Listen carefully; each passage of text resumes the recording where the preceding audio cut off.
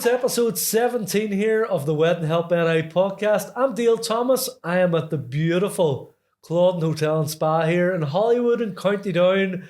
And I'm joined by, am I right in saying County Down? Yes, you are County Down man yourself. I am indeed. DJ McGeeks. That is me. You're Castlewellan, is that right? Castlewellan, yep. Castlewellan. And for people who don't know Castlewellan, Newcastle's the nearest sort of, isn't that right? Yeah. We have the Peace Maze, one of the biggest mazes in the world.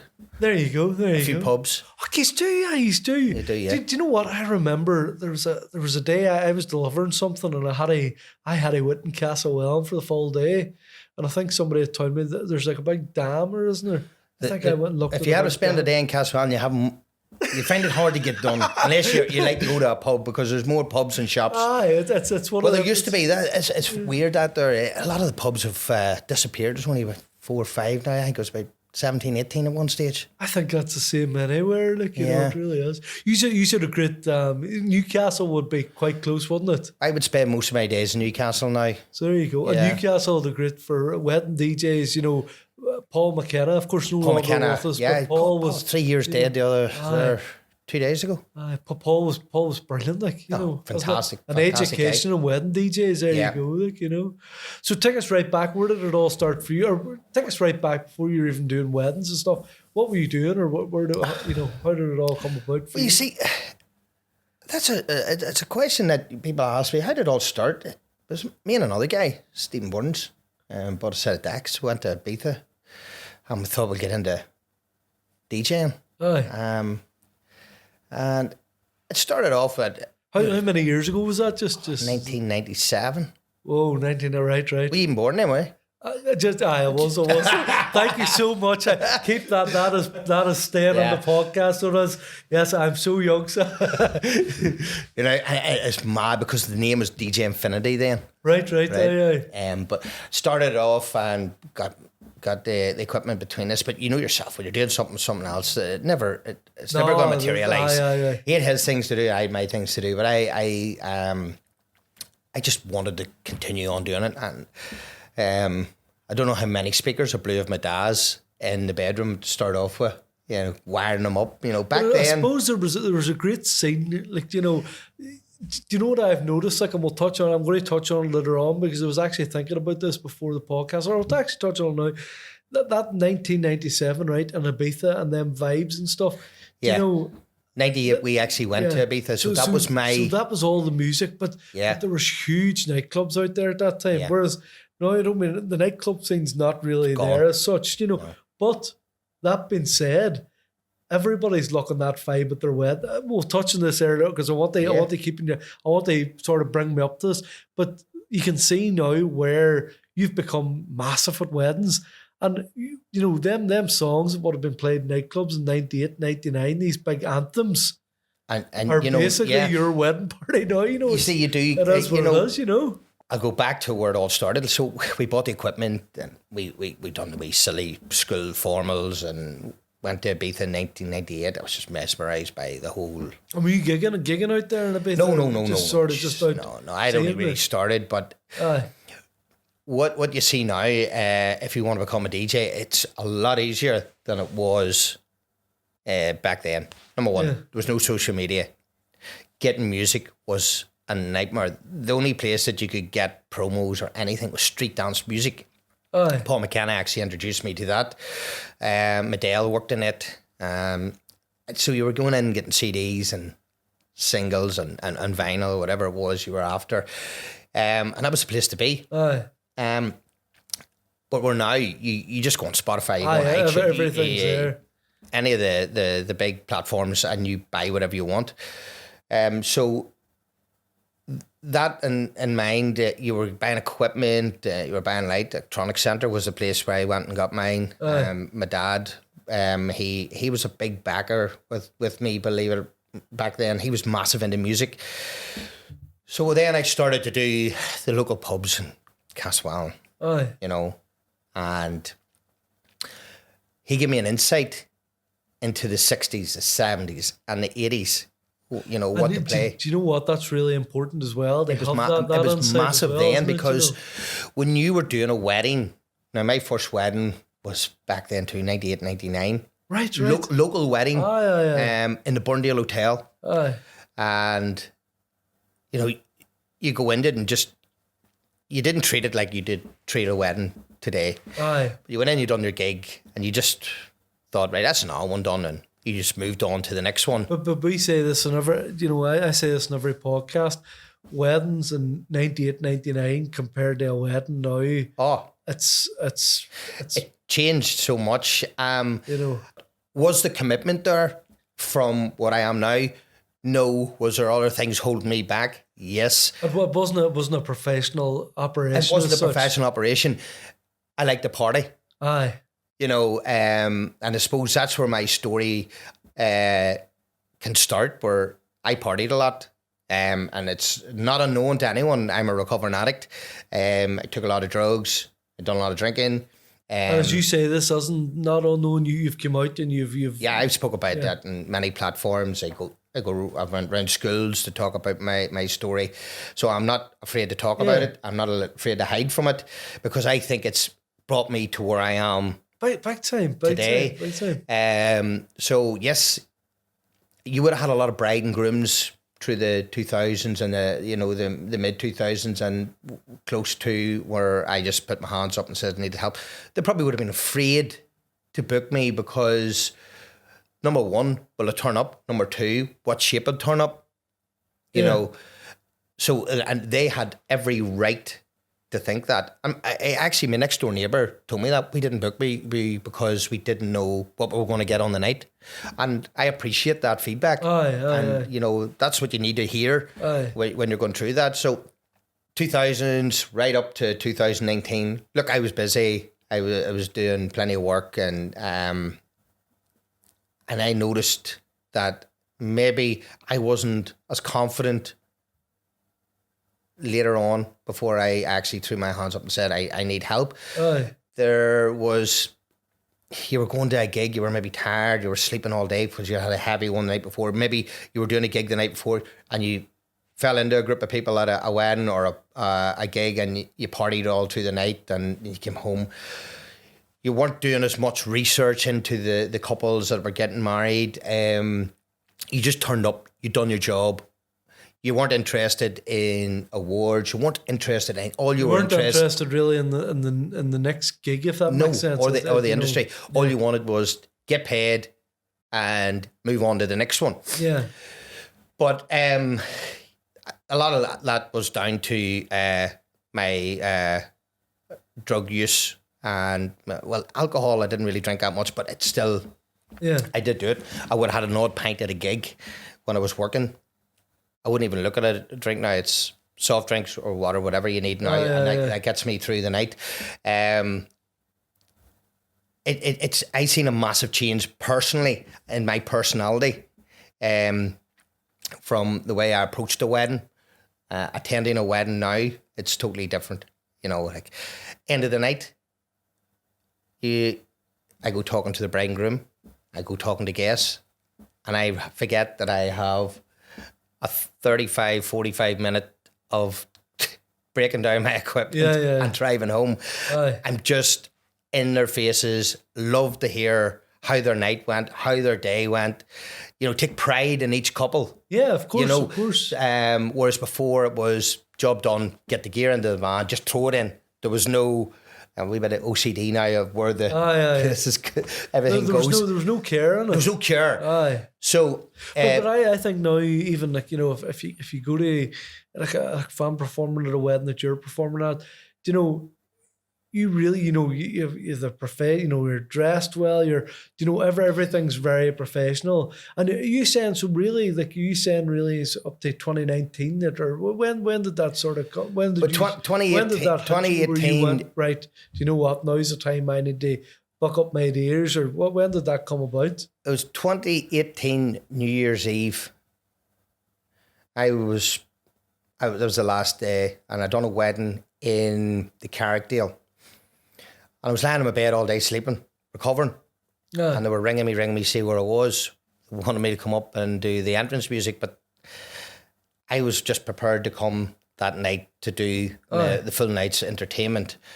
But I was on my end. That was my last gig. then the next day, my family got involved heavily. My wife left me. I ended up in rehab. Right. On the 2nd of January 2019. Good start to the year, innit? 2 days into it, and you ended up in rehab. But that was the turning point in my life. And I remember when I was in the institute trying to help me to get better, I got 3 cancellations because people didn't know. They were getting married maybe March, April, May. They didn't know what way I was going to take, how long I was going to be in. But there was a lot of stuff happened, and you take it on the chin. And then I found life after that. I went to a program, NA, and they helped me change my life. Yeah. And I'm forever grateful today for that. I went back to DJ. I wasn't going to actually DJ again. And I'm gonna stand that now. And there was a guy that I'm sure there's a lot of things as well. Whenever you were thinking about that, going back to DJing, like there is an environment there, of course, isn't there? Like like I'm right in saying it. Like, look, even whenever I was younger, you were doing entertainment, and there is an environment that you can. It comes with it. That you can very get into. Like, do you know what I mean? There definitely is that environment. Well, it was then. I sort of said, right, if I have to get back with my family again, I'm going to have to eliminate certain parts of my life that were bringing me towards drugs and alcohol. So I was going to just swipe out DJing for good and just go and work my normal 8 to 5. Have you done, like, has it always been DJing? Your job, or have you? Some people would say had other jobs as well. Like, I had jobs. Yeah, I worked in the aerospace at that stage in Kilkeel, but some people would question if I actually did work. You were there. I was more of a talker. I spent more time in the toilet. But no, I left in good terms. They were very, very good to me, even during that. I decided that, right, that's it. I'm done. But the guy that really helped me in my life, he's a big, massive part of my recovery. He says to me, you're not allowed to make any major changes in your life for the first year. We'll see how it goes. So anything he told me, that was gospel. I listened to him. So my first wedding back was 14th of February, 2019, Cabra Castle. Fella I know very, very well. It was his sister. He said, you'll be fine. The anxiety I had that night, I'll never forget driving up the road that night. It was Valentine's night. I'll never forget it. You were worrying about all your family things, but I went in and I was greeted because a lot of people were talking about you, right? And I suppose you were aware of that. You were aware of people. And I suppose that really built on you were saying anxiety. I suppose even that thought of people talking about you. Yeah. Whenever you're there to do a job, you don't want that on. And you come from a small town and small area, small town syndrome. People just talk. Everybody knows everybody. Well, they think they know everyone's business. Yeah. And then I went in and done that gig, and that was the turning point. So it was. And then I went back to Quinn's pre-Paddy's night, the Friday night, and the anxiety that night, because that was the first time I had been in my local area, because I sort of kept quiet at home. And I went out and I done that, and come the end of the night, it was like, I'm born again. This man is ready to go again. We went right through, and then, of course, we got through the year, I was still clean, was working well. Weddings were coming at me. Slowly but surely. Then we hit COVID the year after. And that was a massive test for everyone on how you... I think especially any sort of businesses that, like entertainment and stuff, it just wasn't happening at all. It was just... It was massive. But I took it as a time then to regroup, rethink, what was I going to do moving forward? My father was dying. He had cancer. In hindsight, we were off, so we got to spend as much time with him. We were off work, which worked, good, in our favour. So I remember I was off my odd job. I thought this was great. We're getting paid for doing nothing. And then you had to go through the whole business of getting new dates for people, and then there was lockdown again, more dates, and I tell you, every diary probably from every entertainer was all over the place. You had more, but it was crazy. But I then had a word with my dad before he passed away, which was in June 2020. And I says to him, I'm giving up the day job. I'm going to finish with it. I was doing a lot of live streaming, which was building up followers from all around the province, south. Yeah. And over in England, you were getting people coming in. And I believe that was another massive help for me, because they were now seeing this guy who is no longer using drugs, and he's a different man in front of a camera. Now, that was very nerve-wracking for me, because I remember my first stream, I had the camera pointing up the roof, just playing music. Then slowly but surely, I built confidence. And I believe, no, I don't believe, but it's fact that today where I go and do what I do has a lot to do with learning by streaming live to a public platform. Yeah. And I worked on myself then, still working on myself. You're learning every day. And when all the lockdowns finished, I was doing weddings for people who had other DJs booked, and I then ended up doing them because they couldn't do it. We all helped each other. We got into a sort of group, and everyone was going around and we're looking after this, and I had boys looking after work for me. Yeah. I was getting my name out there more, and it started to grow. And then it started to take an interest in my Instagram, and it started to grow. And it just, I don't know, it just exploded out of nowhere. You're a name that sort of, that, like, literally, as you said, exploded out of nowhere. Like, it did just come. Just came out of nowhere. But you know what? And like, I've noticed it, and like, we've met at weddings and stuff. And to be honest, you know, at a wedding, it's what's a crack, how's things. We'll say hello. But even like we were chatting in the beach lawns about a month ago. Yes. At the wedding help, we done like a wee bit of a podcast too. And even today, your passion for music, you can see how passionate you are about music. Yeah. If that makes sense. And I'm not saying that, because there's weddings I go to and I do the hypnotist show and I do the DJ set. No, you're very passionate about, you're really passionate about music. You love music, and love you can music, see that coming through. Love entertaining. I take a mad passion for everyone who books me. For the couples. Like, now what I'm doing, the MC, the meal entertainment, and the that's the become DJ, massive too. It's become massive. You know. And that happened, believe it or not, by default. Right. So there was a girl who was getting married from my local town, and she said to me, we had a wee chat. She said, I want to do something different. I'm not having a DJ. I'm not having a band. I want to do all night. It was a Clevie Castle. And I think she had been to Bongos Bingo in Liverpool on her hen party. I think it was something like that. Could be wrong. But anyway, she came back and says to me, can you do this? And can you do it after the meal at the wedding? And I went, yeah, we'll give it a go. So I just put my own wee twist to it. And then a couple of nights before the wedding, she says, you'll do the speeches and you'll do the MC and you'll bring them into the room. And I went, right, okay. Right. Well, try that.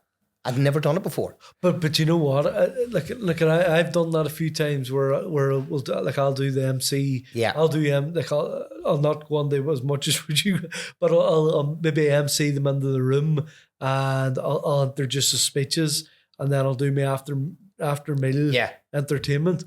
It's brilliant. It's amazing because, you know, I've seen videos of yours. You're there to make a party, and it's not that you're taking away from the meal, but you're bringing a hype. You know, at the end of the day, whenever that couple's coming on, you're giving them, you're making them feel special. Like, do you know what I mean? It really is there. That is the part of the wedding that you know, start as you mean to go on. You make them feel important. You have everyone just cheering, then coming into the room. Even the bridal party kills the nerves of a lot of people within that room. Yeah. Top table, speeches, and you just make it special for them. Yeah. Make it a moment. Like, and they're always asking what songs and this and that. And I says, always go with something that's going to be lively and it's going to have the crowd bouncing. People book me for that. There's other people I'm not for, which is fine. But and you know, that's something that we should touch on as well, because like I know, like I could do MC for bringing people in the room. Me and you's a different vibe. And I don't mean that now. No. We're a different vibe. Do you know what? Like I would say to any couples out there, you know, different people offer different services, and there is find the thing that's good for you. Isn't that right? Yeah, well, I've noticed, like, even the inquiries that we're getting in. I think we had over 700 inquiries this year. That's on the 1st of January. Amazing. And that is no word of a lie. This is the amount of people that are coming to me, and I'm very grateful. Any background, I'm there, and they give me, look, this might be quiet, so good luck to you. I said, don't you worry. You leave it to me. You'll get there. And like, they're coming up at the end and they're smiling. And, you know, maybe there was a question I'd asked, is there any football teams involved, any soccer, Gaelic, any hurley or anything, or, you know, it's... I do my research. Your information. I need all the information. I need to know everything about you. You know, I done a bit of research. I done a wedding there on Sunday. Now she gave me a bit of research on people that I could maybe target. I went onto their Instagram. I started scrolling through to see what they were doing. I had one guy up. He does a bit of PTing, and I knew, right, if he's a PT, he can hula hoop for me. So I had him already earmarked. Yes, I got different people within the room. I had information on people, and I like to know that. I feel then that makes a bond with my crowd right away. It means as well, and it's probably the important thing. And like, even if I'm doing a hypnotist show in a way, you know, couples always say to me, and you know, they'll always say, oh, what about this person, And I always say, do you know what? Let people come up. With a hypnotist show, I always say, let people come up off their own accord. And the reason I do that is because nobody feels forced or stuff. But you're looking for people who are going to be the highlight of that. You're looking for them flamboyant characters. You're looking for them characters that can do that. But for you, so for you to have that information is so important. Yeah. And you can nearly then make that. It shows me it. And it's funny too. I remember I was doing a wedding in Calvary Castle, and it was just girls come up to me. I actually done a wedding in the Newmore years and years ago on New Year's Eve.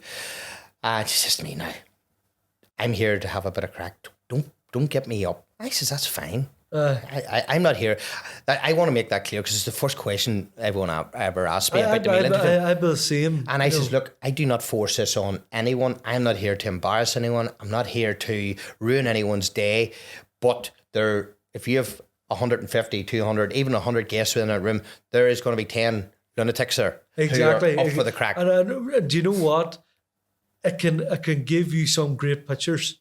You know, like I always say that, you know, a photographer will send me over pictures, and I'm sure you're the same. Yeah. You get the pictures over, and like I always say, I get enthralled in what I'm doing, especially with a hypnotist show. You're really, the audience might as well not be there because I am so focused on what I'm doing. And I'm sure it's the same way. If you're doing meal entertainment, you're nearly focused. You're there to entertain, but you're focused. You're putting on a show. Well, so you are. Yeah. And whenever you see the photos, then like a photographer will send you over photos, and you're like, look at the crowd reactions there. You never see that. Whenever you're doing it, you never see it. Well, I don't know. Funny you used to say that, right? But I never see it. Sunday, well, I'll go back to Sunday because it was the latest wedding I'd done, and I'd done one on Friday. I'd done an amazing job. It was class. They all bought into it. I had 3 people come up to me at the very end, and they were all over 60, right? And they just came up and they shook my hand and they said, that was the best crack that we have had.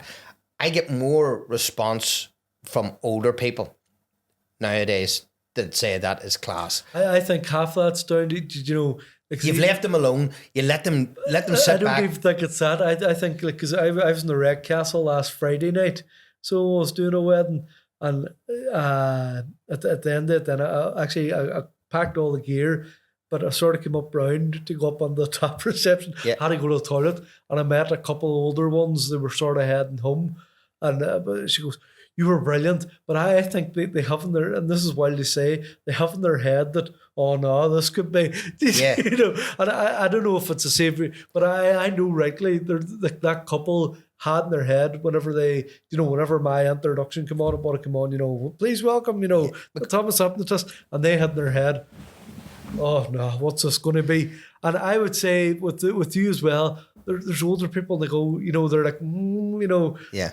But that's what I mean. Whenever they see it and they've seen the thing and it's went so well, and they've had they've had a laugh of seeing everybody else taking part. They've had a laugh of seeing all this stuff happening. And the wee woman met me at the door and she goes, that was brilliant there, son. You done really well tonight. And I go, oh, thank you very much. But that's what it is, I think, too. Would you agree? I totally agree with that, because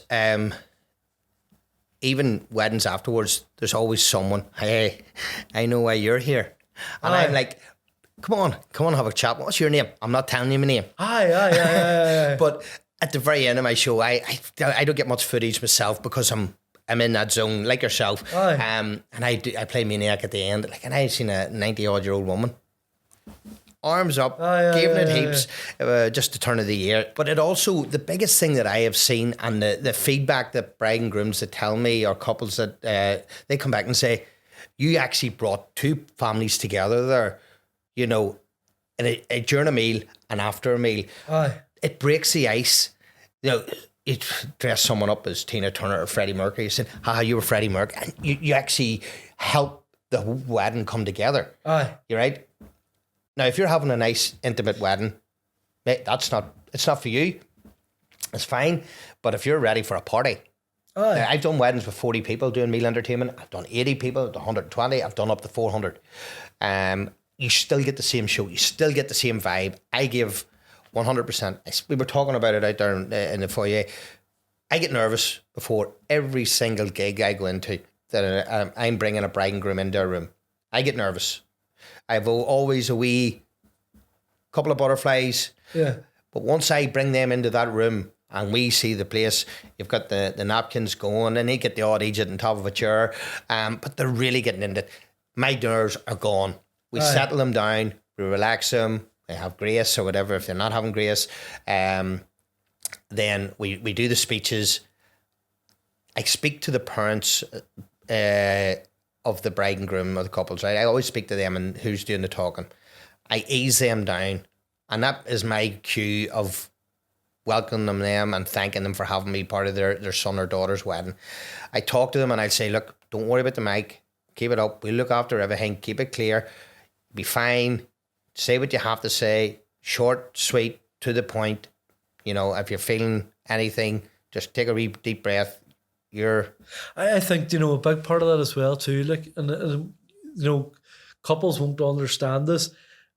Whenever you're doing that as well, wedding coordinators, and it's not they do this, they hand you the mic and the speakers are them speakers in the roof, and they're really just made for announcements, and they're made for announcements on like a corporate. So if they're having like a corporate day or something, such and such is speaking at, but there you're saying you're coming in with a top quality PA, you're setting it up, and the mic is clear. There's more than enough hotels that I've been to, and it's just it's like a ruffled sound, and for the speaker speaking, it must put a lot of pressure on them, because they're probably thinking, oh no, I can't hear this right. Well, a lot of hotels, at least for your PA system, or like anybody that's doing that MCing anybody that's offering that MCing service and bringing in a PA, it's such a better job. Like it's made for it, if that makes sense. Yeah, a lot of the hotels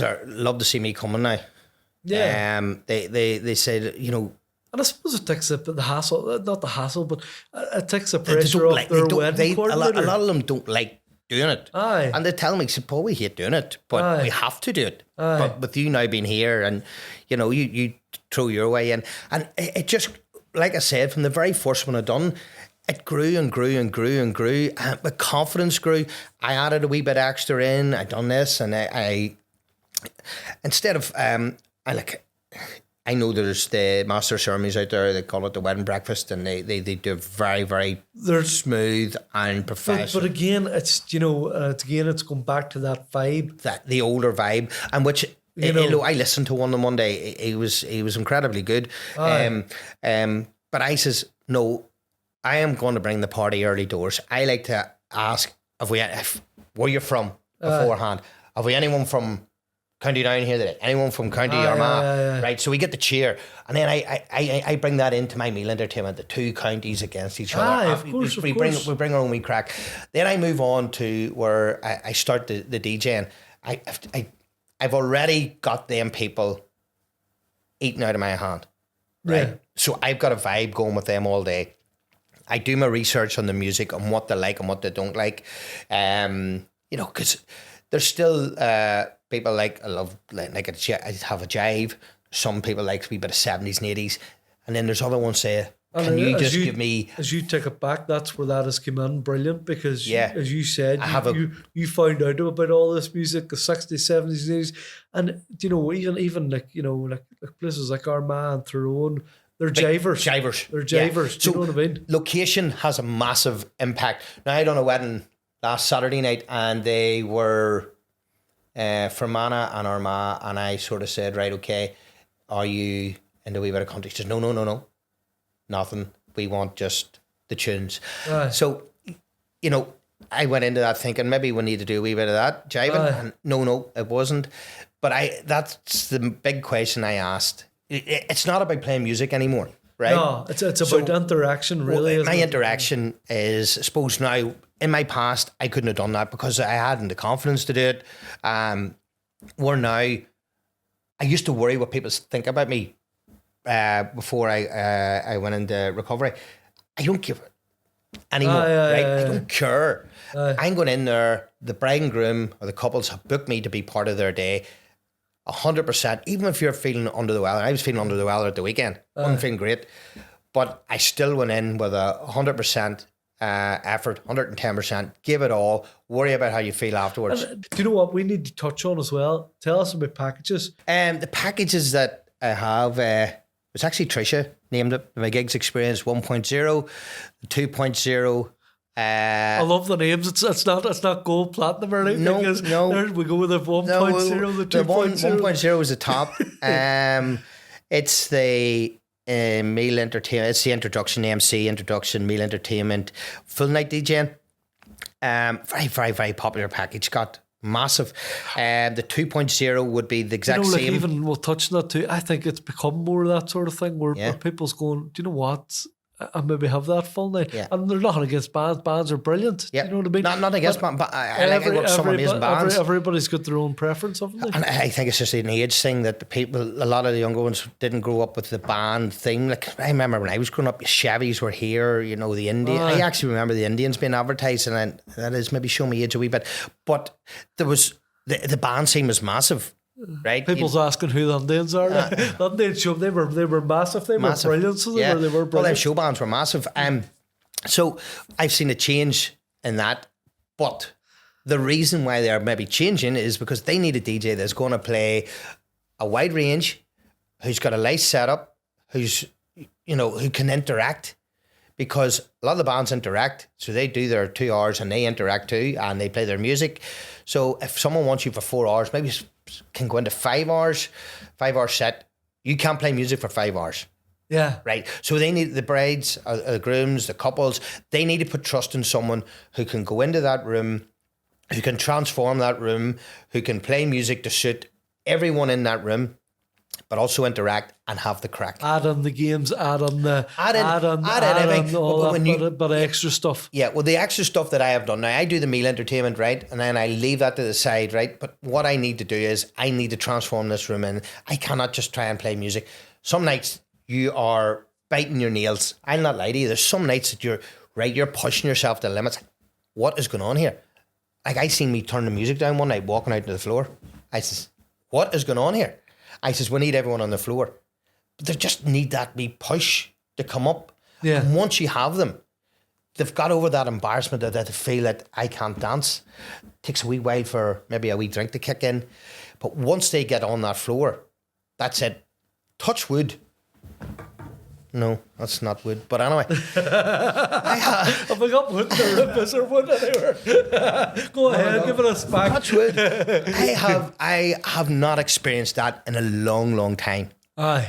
On the website, the packages, they're all there as such, or where can that I went off one there. Yeah, the 1.0, the 2.0. Now, I did just do meal entertainment. Now, I found that people coming in late to book it, it would have to be within, if I'm doing an after band at another one, we can squeeze it in if it's, the time between venue and venue. The meal entertainment and the DJing has become, it's just blown up on me. Yeah. There's that much of it going on now. Blessed that it's all happened. When I went into this work full time, did I think I would have been where I am today? No chance. And I'm still learning. I'm still working to try and improve it. What's next? No one knows. They're the packages, and you'll find that on www.djmagiggs.com. I'm just going to say this too. Some of the replies go back. They're going into junk mail. People are texting it. No, definitely. It's an absolute disaster. That. But Tricia, I can't fault her. She does an amazing job for me. It took a lot of pressure off me. Her dealing with that. It lets you do your own. I can go enjoy my game of golf, or I can spend family time. Or I must say, you do enjoy them games of golf. Because anytime I see an Instagram, that's all you seem to do. I've actually played today, so I have. So the golf. Yeah, but that is where you're going in and you're doing work. We are entertaining anyone that does a job. There's a sort of aspect of some little bit of stress, late nights. My average time getting home was 4:00. Yeah. Now at the weekend, it was 5:30, and then you have to get up and turn it around the next day. I had to get out of the van on Monday morning, take my top off on the motorway, and run around my van because I was fighting against the sleep. I poured a half a bottle of water over my head. People don't see that. No, right? Big time. And they don't see that we leave the house at 1:00 in the afternoon, and we need to be there at 3. So they just think we turn up and play music. I done an 18-hour on Saturday. I done 18 hours. Yeah. So with my pricing, yes, I know people are saying to me, the pricing, geez, what? I'm giving a product. I'm out of the house for 12 hours. I give 100%. That's what it is. I don't force it on to anyone. And I says, look, I have to make it worth my while. Number one, it's the biggest day of your life. Yes, you can maybe get something cheaper. That's fine. Everyone's entitled to do that. So I was a wee bit skeptical about the whole pricing and the whole new pricing what we went into. And people will know because they've got they've seen the price list. I was a bit, where did this come from? I was going, oh no, is that not too much? And I'm not afraid to talk about it because that's the real life. That's what it comes with. And then it says, look, you're out of your house, you're doing this, you're doing that, you're giving people that's the price. And I'm blessed they're actually going with it. So thank you to the people who have booked it. So they were all the packages. The website was designed by Tricia, I Am Digital. It made a massive difference to my business. It brought back from the interaction on Instagram. Like, I have a bride text me today, and I says, look, I'm going on to a podcast. What I do a lot of talking is when I'm on a journey. I can talk to them. They still need chats. And then it helped massively with the wedding awards that I won. They were brilliant. You got congratulations. You got an award with Wedding Help here, of course. I won Wedding Help this year. The first, I was delighted. What I loved about the Wedding Help NI Awards was they had the public vote, and then they had the suppliers vote. Now, I'm very grateful for all the public who voted for me, but to win that suppliers, both of them on that night, it's amazing because I was like, it's fellow offenders, and that's, do you know what I mean? Like, so it was a brilliant night, and I'm going to touch on what Chris has done with Wedding Help, and he rang me one night, and he says to me, McCardle, you're making some dough on this weddings website, and I says, I am, Chris. He says, because I'm running a competition to Paris, and you have to put down the vendors, and your name's on there enough every one of them. And I went, wow. Now, I thought I was getting inquiries through the whole send inquiries, and you would send it back, and I would direct them towards Tricia. Go there, she'll give all the information. I thought, well, no one's booking me. But little did I know that a lot of the work was being directed from Wedding Help NI. And if you're not on that Wedding Help NI page and you want like to bring your business to another level, if you're in the wedding industry, get on it. I also, when I won the WeddingSuppliers.ie. Congratulations as well. And that's such an achievement. That was massive, right? I have won Northern Ireland 4 years in a row, right? And I was actually in the start of 2024, I said to myself, right, I want WeddingSuppliers.ie Wedding DJ of the Year. Yeah. And I said that to myself. Now, I know it was in 2025, but it started early where you had to put your website in. 10% was voting. Your reviews. You had to make a clip of 1 minute clip of why you should win. So there was a lot of work went in behind the scenes for that. It just wasn't, voting where you could, if you're following, you're going to win it. It was only 10%. Yeah. So the other 90% was made up of all this. The website was big help to me. And my name was called out that night. Now, I went down. I was nervous, Dale, and I'm not lying to you. We drove down to Johnstown Estate, and I was nervous because when you're in something, you want to win it. But when my name was called out that night, I looked at the standard of the DJs there. They were all... I know, because I worked with him from a wedding. Trevor from the Midlands DJ, great guy. Trevor from a Midland, and that was a name I just had in my head. Yeah, Potty as well. That's Potty professional. Walsh. And you look at all their setups, and they then brought me forward to say, right, I need to update my setup here. If I just won this award, and I was buzzing that night. I was delighted. And that was just the icing on the cake. I'm delighted to win my Northern Ireland ones. Like the first one I won was the Oceanic one. And then it went on and on and on. And I kept winning. I was going, maybe I'm doing good about that. And you don't let it. You think people behind the scenes don't appreciate you, but they actually do. Like meeting past bride and grooms at weddings is the best feeling when they come up and tell you we had the best day, you were amazing. So all these things came into place, and yet again, I didn't let it go to my head. I put my wee bit up, and had a bit backing from the bar. I do a lot of work in Quinn's. They put a lovely post up. I got so many messages from other DJs and suppliers in Northern Ireland from winning that. Like it did touch me. I'm not gonna lie, that was one that I couldn't believe.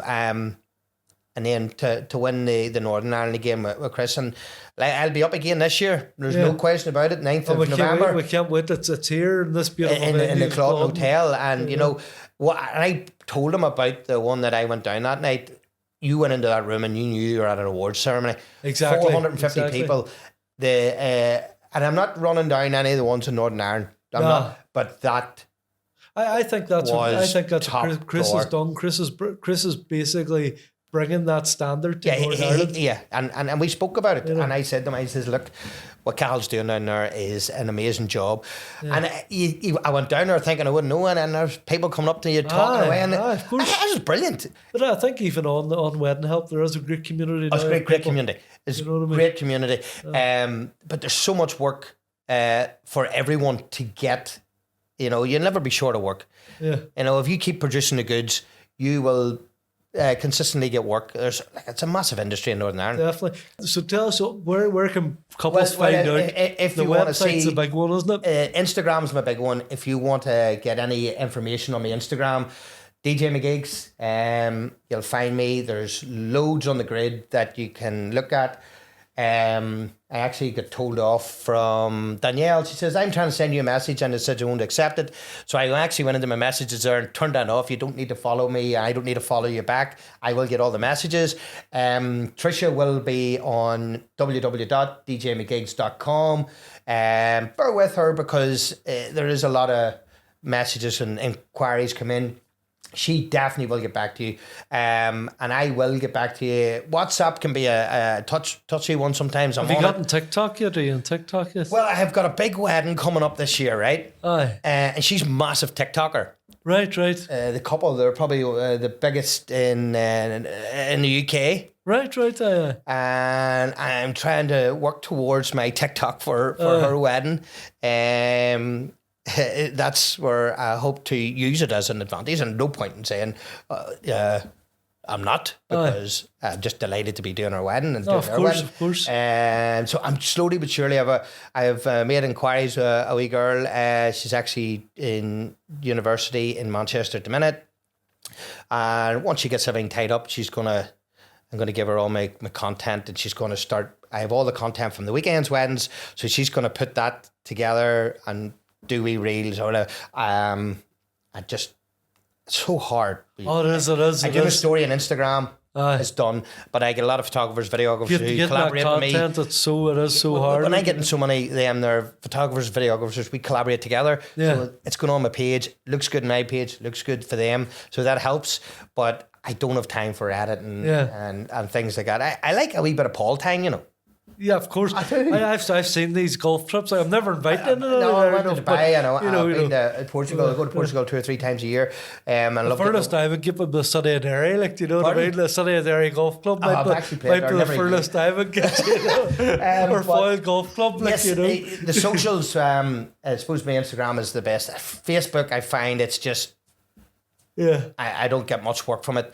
A lot of my work is driven towards Instagram, to the website. All the links are there. It'll direct you. And then obviously so a lot of people are saying we booked you off TikTok, and I went, I'm not even using it. You're booking me. Do you know what? I've found that too. It's brilliant. So I want to make 2025 to make my TikTok. It's a TikTok year. It's the TikTok year for McGeeks. And hopefully we can go another level. Yeah. Bookings, if you're thinking of booking, 25, 26, like you're limited to Mondays and Tuesdays. 27, I think all the summers are all the big dates in the summer, Thursdays, Fridays, Saturdays, a few left, not many left. I have a few in for 28 and I have one in for 29. There you go, amazing. So there you go, that is DJ McGeeks. That has been episode 17 of the Wedding Help NI podcast. I've been Neil Thomas, and it's been at the Castlewellan Hotel and Spa. Thank you. And see ya. Take care.